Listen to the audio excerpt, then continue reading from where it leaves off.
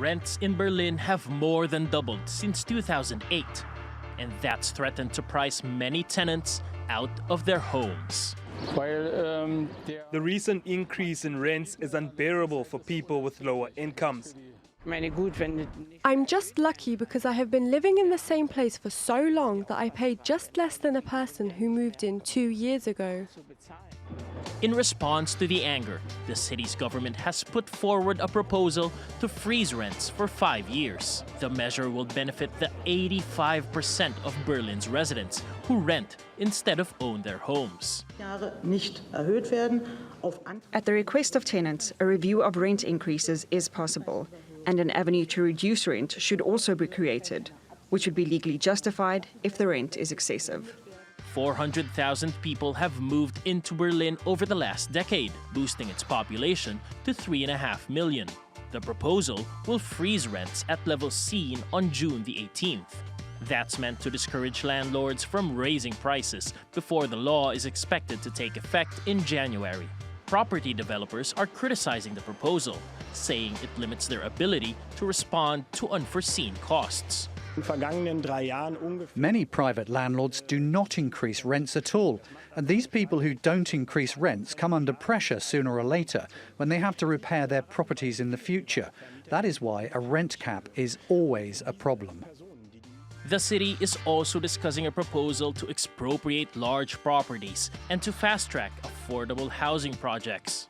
Berlin's government hopes these measures will help the city salvage its reputation of low-cost living. Paolo Montecillo, TRT World.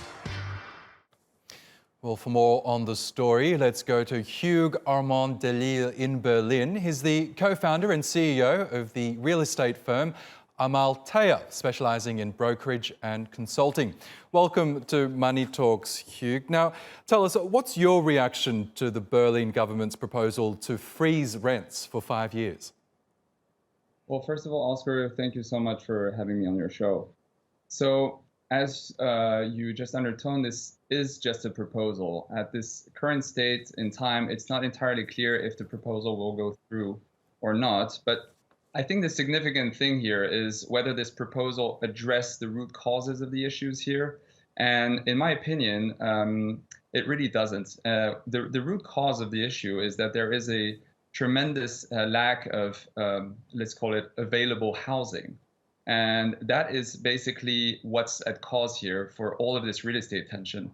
There's a tremendous population growth, as your editorial just undertoned, and frankly, there are people flocking to Berlin, and they are all looking for housing, and there is not enough new construction to meet this population growth.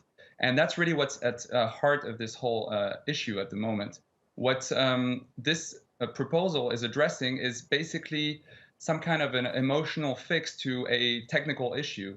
It's really, I would say, to make it, I would say, in a candid way, it's a sort of a form of a way to put a fix on something that's not really the issue here. So like a Band-Aid solution, perhaps. Look, I want to talk about possible solutions to this housing shortage in a moment, but can you just explain to us just how bad is the rental situation in Berlin at the moment? Well, I mean, it is bad. There is basically, I'm not exactly sure what the statistics are, but there are approximately tens of thousands of people coming to Berlin net every year, roughly 40 to 50,000 maybe. And in the same year, there was about maybe 10,000, or like a fraction of the portfolio, a fraction of the units are created for these newcomers.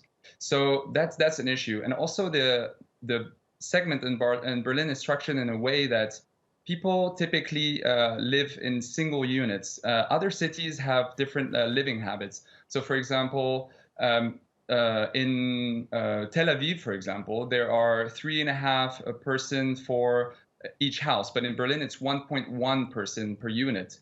So that really creates this mechanical tension.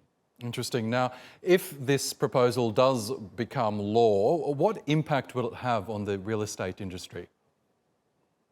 Well, if it does become law, which is not sure, It will have some kind of slowing effect of the market. That's definitely sure.